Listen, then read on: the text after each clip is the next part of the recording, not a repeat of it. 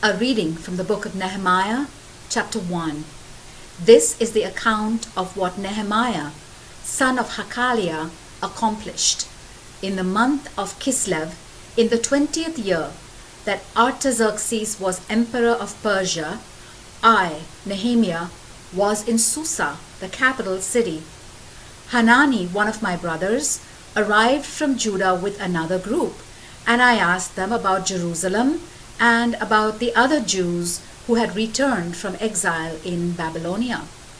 They told me that those who had survived and were back in the homeland were in great difficulty, and that the foreigners who lived nearby looked down on them. They also told me that the walls of Jerusalem were still broken down, and that the gates had not been restored since the time they were burned. When I heard all this, I sat down and wept. For several days I mourned and did not eat. I prayed to God, Lord God of heaven, you are great, and we stand in fear of you. You faithfully keep your covenant with those who love you and do what you command. Look at me, Lord, and hear my prayer as I pray day and night for your servants, the people of Israel. I confess that we, the people of Israel, have sinned. My ancestors and I have sinned. We have acted wickedly against you and have not done what you commanded. We have not kept the laws which you gave us through Moses, your servant. Remember now what you told Moses. If you people of Israel are unfaithful to me, I will scatter you among the other nations. But then, if you turn back to me and do what I have commanded you, I will bring you back to the place where I have chosen to be worshipped, even though you are scattered to the ends of the earth. Lord, these are your servants, your own people. You rescued them by your great power and strength. Listen now to my prayer and to the prayers of all your other servants who want to honor you. Give me success today and make the emperor merciful to me. In those days, I was the emperor's wine steward. The word of the Lord. A reading from the book of Nehemiah, chapter 2. One day 4 months later, when Emperor Artaxerxes was dining, I took the wine to him. He had never seen me look sad before, so he asked, "Why are you looking so sad? You aren't sick, so it must be that you are unhappy." I was startled and answered, "May your majesty live forever. How can I keep from looking sad when the city where my ancestors are buried is in ruins and its gates have been destroyed by fire?" The emperor asked, "What is it that you want?"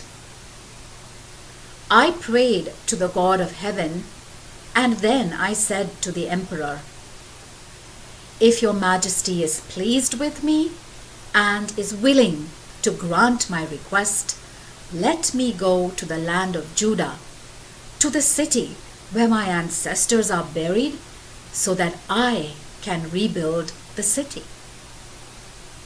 The emperor, with the empress sitting at his side, approved my request. He asked me how long I would be gone and when I would return, and I told him. Then I asked him to grant me the favor of giving me letters to the governors of west of Euphrates province, instructing them to let me travel to Judah. I asked also for a letter to Asaph, keeper of the royal forests, instructing him to supply me with timber for the gates of the fort that guards the temple, for the city walls, and for the house I was to live in. The emperor gave me all I asked for because God was with me. The emperor sent some army officers and a troop of cavalry with me, and I made the journey to west of Euphrates. There I gave the emperor's letters to the governors. But Sanballat from the town of Beth Horon and Tobiah, an official in the province of Ammon, heard that someone had come to work for the good of the people of Israel, and they were highly indignant. I went on to Jerusalem, and for 3 days I did not tell anyone what God had inspired me to do for Jerusalem. Then, in the middle of the night, I got up and went out, taking a few of my companions with me. The only animal we took was the donkey that I rode on. It was still night as I left the city through the valley gate on the west and went south, past Dragon's Fountain to the rubbish gate. As I went, I inspected the broken walls of the city and the gates that had been destroyed by fire. Then, on the east side of the city, I went north to the fountain gate and the king's pool. The donkey I was riding on could not find any path through the rubble. So I went down into Kidron Valley and rode along, looking at the wall.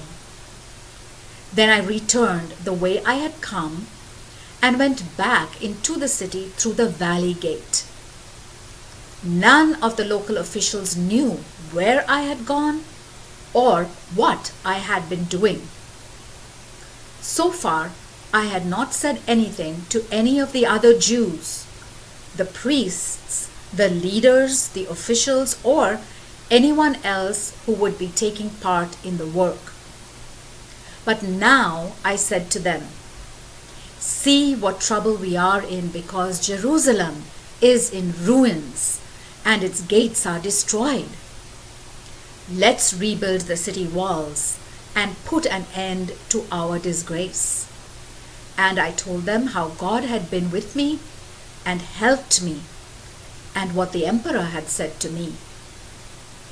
They responded, "Let's start rebuilding."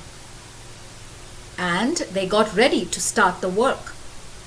When Sanballat, Tobiah, and an Arab named Geshem heard what we were planning to do, they laughed at us and said, "What do you think you're doing?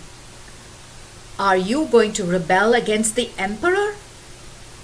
I answered, "The God of heaven will give us success. We are his servants and we are going to start building. But you have no right to any property in Jerusalem, and you have no share in its traditions." The word of the Lord.